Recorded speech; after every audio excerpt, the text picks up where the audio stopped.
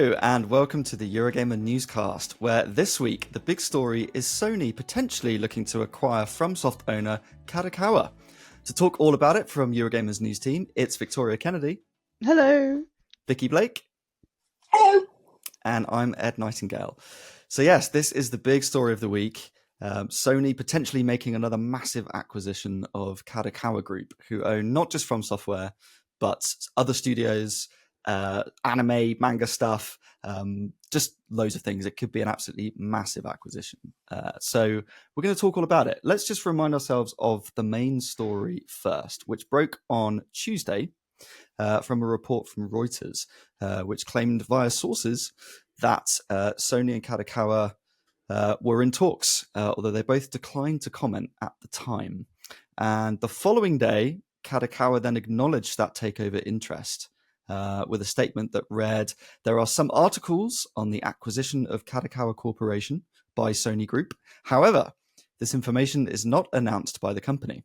The company has received an initial letter of intent to acquire the company's shares, but no decision has been made at this time. If there are any facts that should be announced in the future, we will make an announcement in a timely and appropriate manner," which is always nice that it's timely and appropriate. I like inappropriate announcements personally. Well, it's nice, you know. Whatever On the wrong time. So Kadokawa obviously owns FromSoftware, and that is, I think, for gamers, probably the headline thing here. Yeah. Obviously, we all know FromSoftware from Elden Ring, from Dark Souls, Bloodborne. It's quite a savvy acquisition in that sense, to think that they could get these games.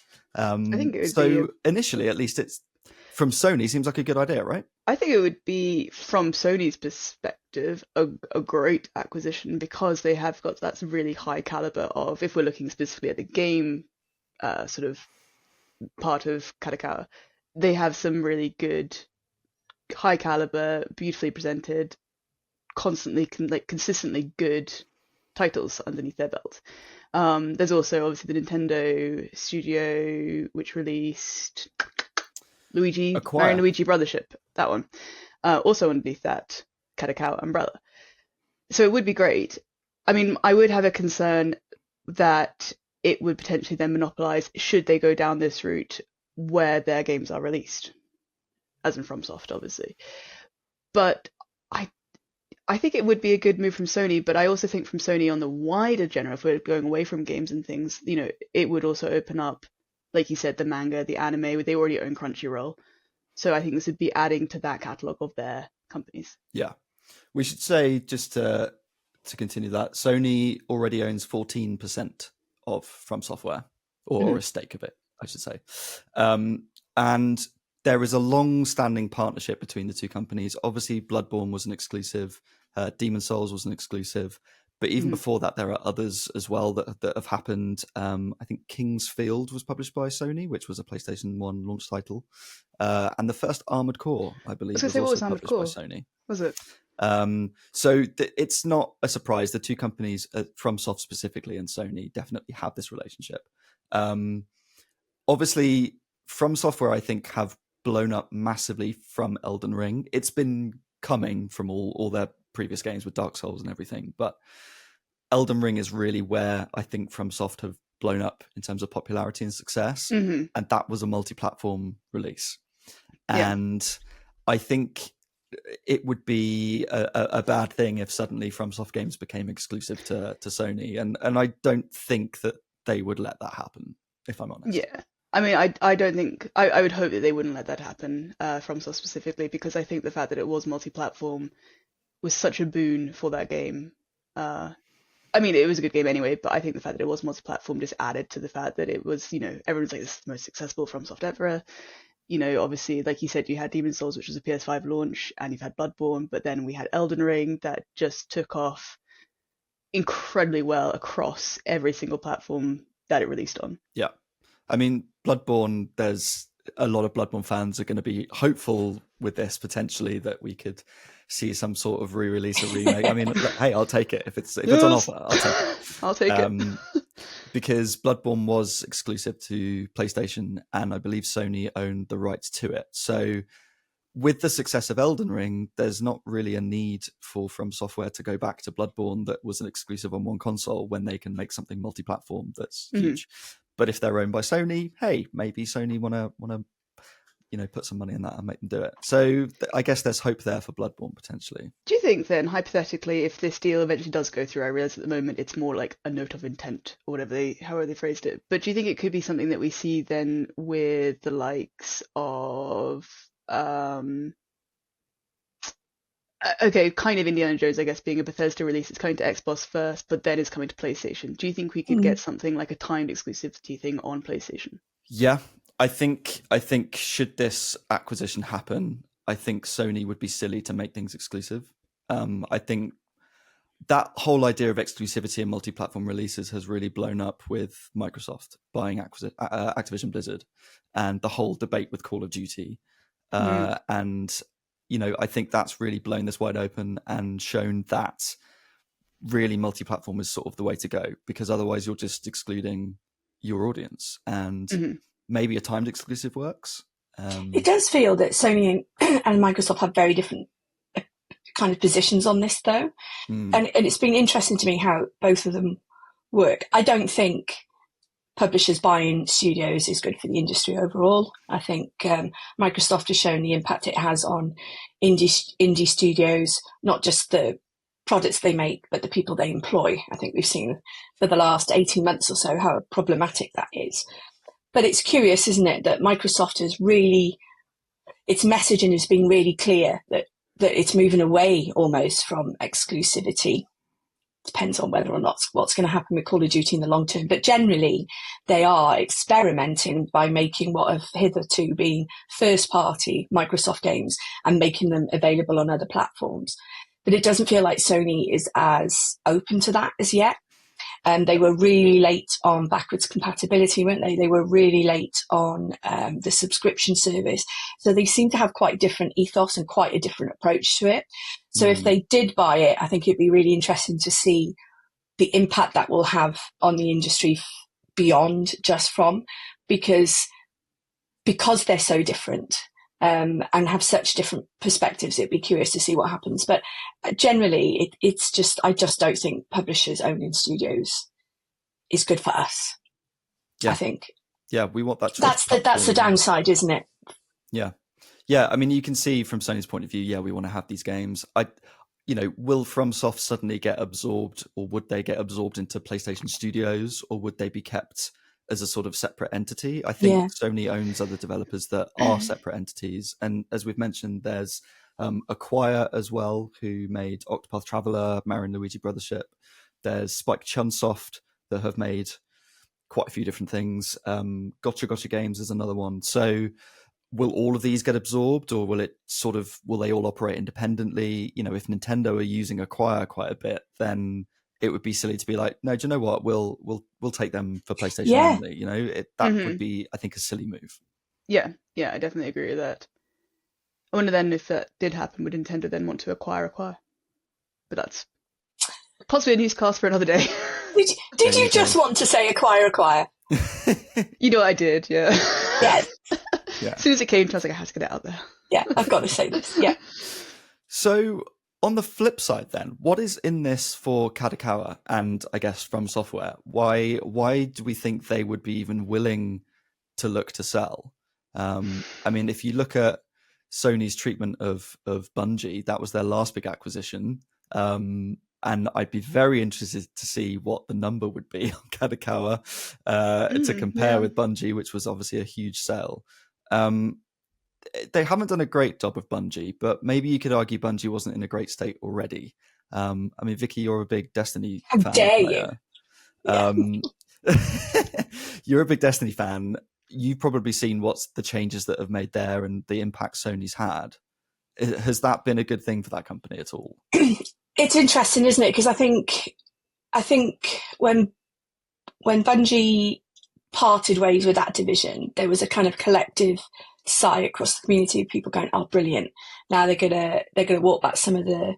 There's an assumption that it's the publisher that's shoehorning microtransactions and stuff into games, whereas that didn't happen. And I think that was it didn't surprise me, but I think it was disappointing for lots of people. It was easier to blame Activision that published the game than Bungie who made the game. But I mean, Destiny's in a really strange space at the moment, isn't it? I'm not sure well, there is no long term, is there, for Destiny 2? It's kind of run its course.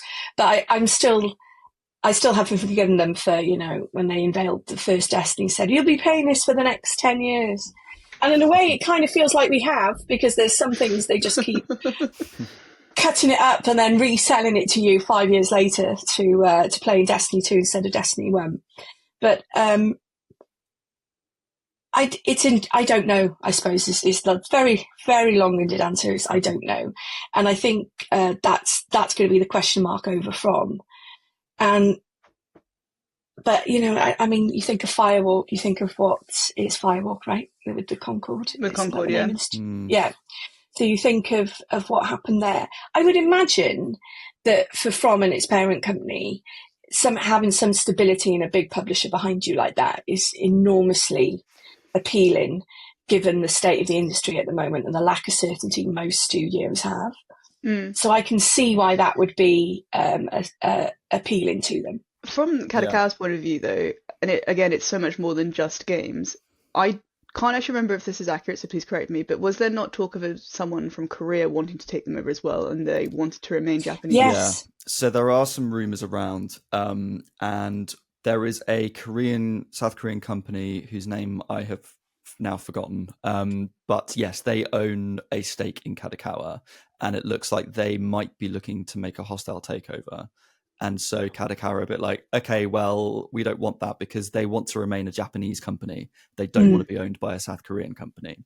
So they're looking at big Japanese corporations to say, well, who wants to buy us? And Sony's kind of the obvious choice, really. If you're looking at that, I can't think of anyone else. It's not as if Nintendo are going to do it. So there's that. There's also rumors around the company's chairman, who is the son of the founder, who was back in 2022, I'm reading, embroiled in a sponsorship scandal around the Tokyo Olympics. And he denied the allegations, but he has retired from his role at the company. So there's sort of rumours around that as well. Or innocent people do that, don't they? Of course. So, there are some rumours around that maybe, not so much From Software, but Kadokawa is, maybe not in the best place. And maybe that's why they're more willing to look for to look for a new parent company. This whole thing, though, did slightly remind me, and I should say very slightly reminded me of Ubisoft a few weeks ago when there was talk about them becoming like what was it? They were consolidating something. I can't remember the exact terminology, but they did release a statement to say, like, this is just something that we regularly review. We do often look into these things. So this could just be standard business thing. Sony is saying, what could we do? We could maybe message this. So it could just be standard business practice just to kind of put some feelers out, get a feel for the market, etc. It's a letter of intent, and they might just be like, hey, we're interested, and who knows, they could have But it is curious that they commented on it at all. Yeah. Because most of the time it would be, we're not going to say anything, and the fact they said, yeah, we got a letter of intent is curious to me. Yeah. Because if they weren't considering it, they wouldn't have mentioned it. It is my take on that. I think that's a very good point. Yeah, I mean, my completely no legal background take on that. Yeah. At first, they didn't comment, and I think with the Reuters report, they didn't have comment. But obviously, that's the kind of story everyone's going to pick up on. Yeah. And so I think there was so much media coverage, they were like, oh, we need to say something. But again, they could have easily just ignored it, and it could have just remained a rumor. But it suggests that there is some intent behind it a little bit. We would usually get we don't comment on speculation or rumors. That's a standard response that we get from most PR and companies. So the fact that they went further than that, I think is interesting. Yeah. I think another big part of this as well, as we've sort of touched on, is that Kadokawa own a lot of anime and manga companies, and I don't personally know the details because I'm not a huge fan of that stuff. I like it. I'm just not a massive fan. But they have, a lot of power in that area. And Sony already owned Crunchyroll, which I believe bought a different company, or was it Funimation, I think? I think it was Funimation. Yeah. That rings a So bell. they sort of got combined, and then Sony bought both of them together. So they already own, Sony, a lot of stuff in anime and manga. Buying Kadokawa would essentially give them monopoly on all this, which is just huge money in sort of anime rights and publishing manga. But also, there was a lot of chat a few months ago from Sony heads talking about their lack of IP and things like that. And maybe owning anime manga rights would give them some more IP. I mean, Concord could do that. Well, was Concord a great IP though? Let's put that out. So maybe I don't think it had time to become we don't know if it was going to be a great IP. It was barely with us for us to have an opinion about it. Yeah, that is true. But maybe there's some crossover here as well between the gaming and anime stuff, and Sony can just generally have this huge monopoly, whether that's a good thing or a bad thing, on all of these things. I mean, again, my knowledge of anime is not as thorough. Like, I don't know how many other prolific anime companies or organizations there are out there beyond, like, Crunchyroll and Funimation I'd heard of. Kadokawa I've obviously heard of because of FromSoft. I mean, I don't know how much of a monopoly that would give Sony over that particular area of that particular industry, but it would definitely bolster their IP. And when that comment came out from I think it was the CFO about Sony not having enough IP, he was saying generally across the board, it wasn't specifically related to video games even. Yeah.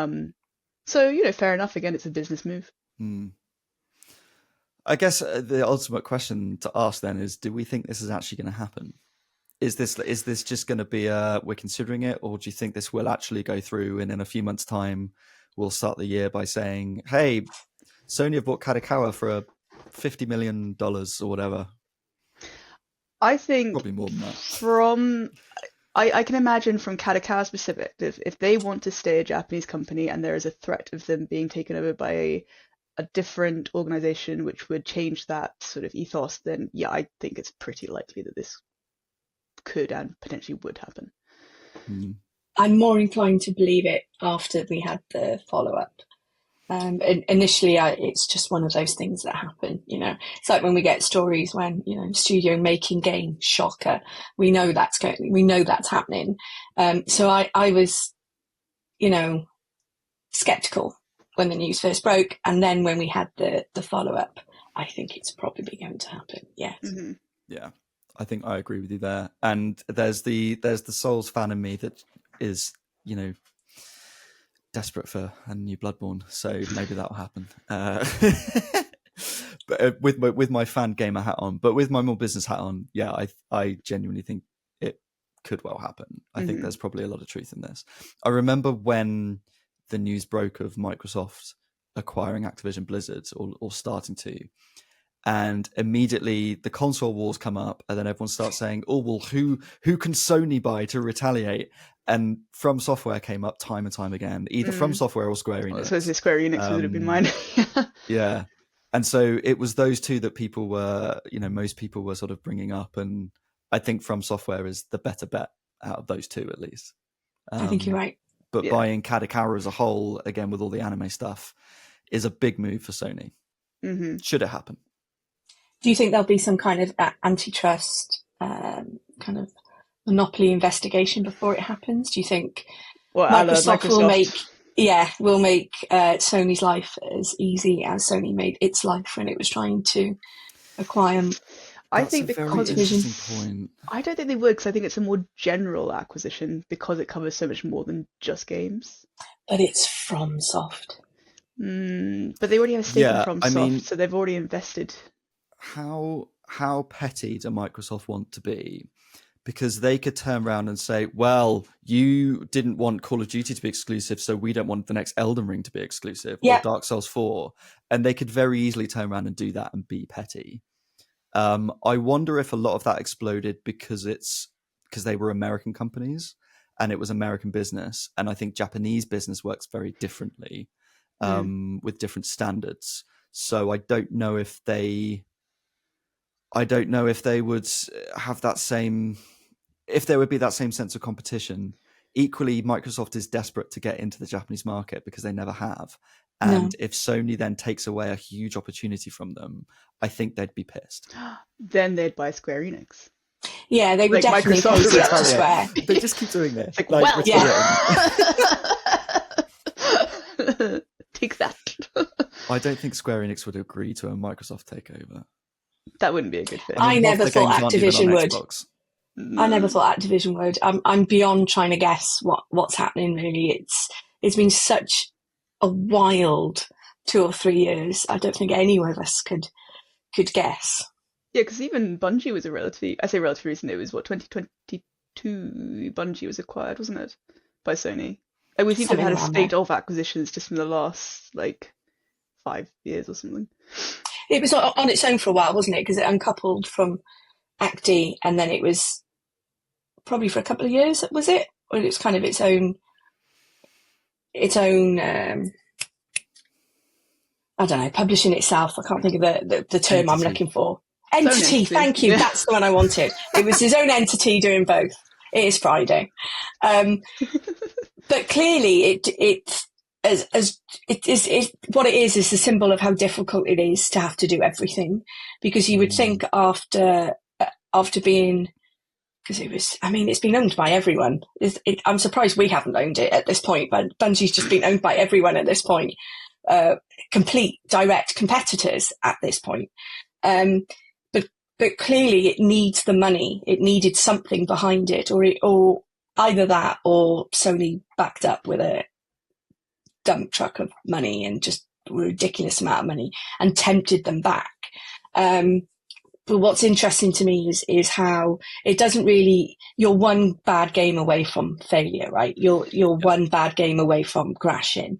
And that's the fear. It shouldn't be that way. There should be room in the world for AA games. We should be celebrating that stuff. Some games can be Slitterhead, very, very janky game, but I actually really enjoyed it. It deserves to exist. And I'm glad that games like that still exist. Yeah. But if you look at something like Concord, that also probably deserved to exist longer than it had. It didn't even get a chance, really. And I'm saying that as someone who didn't spend a lot of time with it, which I think all of us did, which is why it doesn't exist anymore. But that's the fear, is that if you look at what happened with Tango, if you look at what these are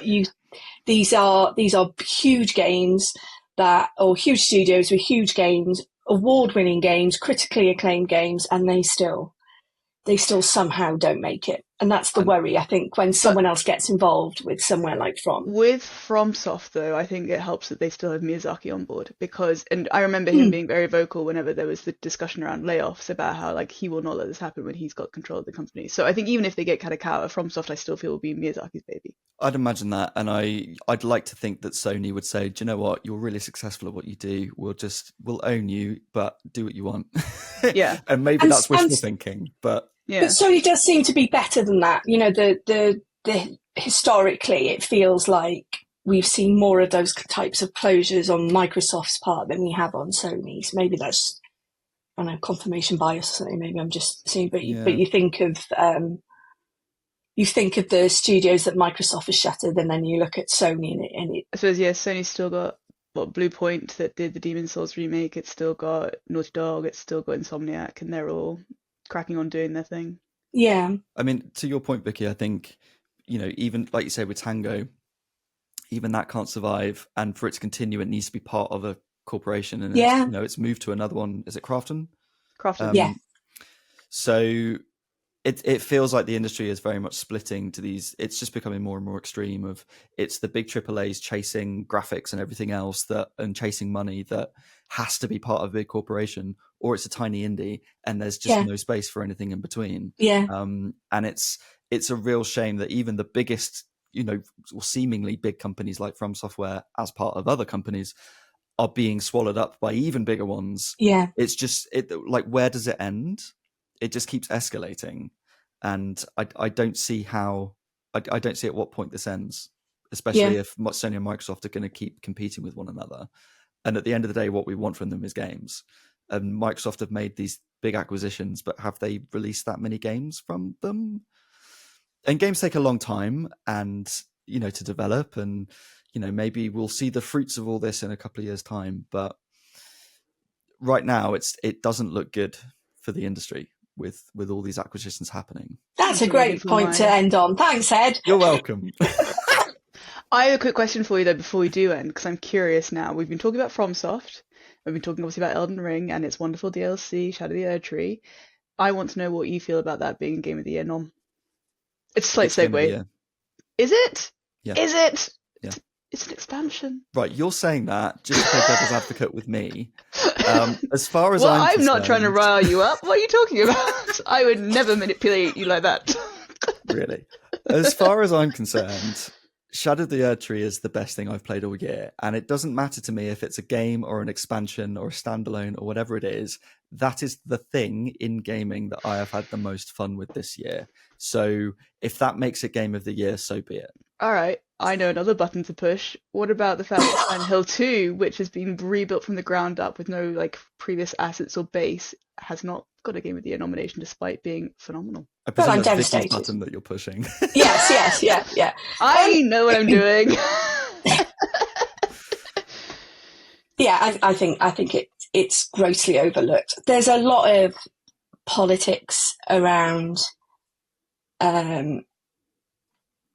everything, but specifically around Konami, and so I'm not surprised it wasn't there. It's been in other places, but Silent Hill 2 remake is the best thing I've played all year. So it was sad not to see that there. But I do think, I think I'm of the opinion that not all DLC, but I think expansions, and I don't know, there has to be a really clear dividing line between what an expansion is and what a DLC is, because sometimes it's just semantics, isn't it? But we'd have to be really clear what they are. But I think expansions, remakes, those all absolutely can be Game of the Year. It's curious though, isn't it? Because it also includes seasons. So you could look at the latest Apex Legends series and season and say, that's the best thing I've played all year. So that should be up for it. So it's where you start and stop, isn't it? And what you consider. I think as well both of your points, Victoria, we sort of had this last year in that Cyberpunk had Phantom Liberty that then was or wasn't nominated in various places because it's an expansion. But then there was also Resi 4 remake, and people saying, oh, well, it's a remake, it shouldn't be nominated, when actually it's from the ground up a new game. Yeah. It just, is based on an existing one. And I think we've got the same thing now with Shadow of the Erd Tree and Silent Hill. As far as I'm concerned, like, if it came out this year and it's good, just nominate it. Like, it doesn't matter to me what it is. But what about remasters? Would you count remasters? Because I wouldn't count remaster. I think that's different from a remake. Yeah. but what if it was the best thing you played all year? True. I mean, look, I'm biased because I just want Shadow of the Erd Tree to win everything. Because I take your point. I think that there needs to be a suitable amount of development behind it, whatever it is. And it, again, to your point with DLC, you can't just release a costume pack and call it Game of the Year. It needs to be a considerable expansion. So, and then on top of all that, you've got best ongoing game. And what does that mean? Because for me, that implies a live service game. So for me, that would be where the seasons of, like, I had a really good season of Apex, exactly. That should be an ongoing. That's my But it very clearly includes seasons in this DLC. It clearly says in the Game of the Year category that you can count games with seasons now. Yeah. So it makes you wonder, doesn't it? Whereas last year, I think Phantom Liberty was nominated for ongoing, which for me, it's like, well, it's not ongoing. That's just an extra bit that you've released. And that probably deserves to be considered its own game instead. Absolutely, yeah. With for instance, Baldur's Gate 3 is nominated this year. Best ongoing game. For me, that game had its moment. And I appreciate they have continued to support it. And they've released patches and things like that. And we've got mod support. But for me, that's a given. That's not award-winning. That's a given. You should support your game ongoing anyway. It's not considerable new content. Community support rather than ongoing, or have I misremembered that? That might even be a separate award. Maybe that's even a different award ceremony. But you're right, there have been community support. Maybe that's a BAFTA. I can't remember. There's so many of them. Where I stand is I wish that Jeff would just make up his bloody mind and just put a category in for best expansion, because there's been so many really good examples of a good expansion, like we had with Phantom Liberty, like we have with Shadow of the Erdtree, and I think they deserve recognition, absolutely, because I think they're excellent pieces of work, art, etc. I still don't think that DLC should be, or expansions should be. But they've always counted DLC and expansions, apparently. It's not a new thing. But yet somehow they made a change to the website in the last 2 weeks, specifically with a question, like preempting people going, hang on a minute, how have you put a tree in when it's not a new game? So the delivery and the messaging hasn't been great on this, I think. It does feel a little bit like they've battered out the form of the nomination to shoehorn Shadow of the Erdtree in. Yes, I think that as well. And to counter Victoria's point, I don't think there's enough expansions that are nominee worthy that are released each year.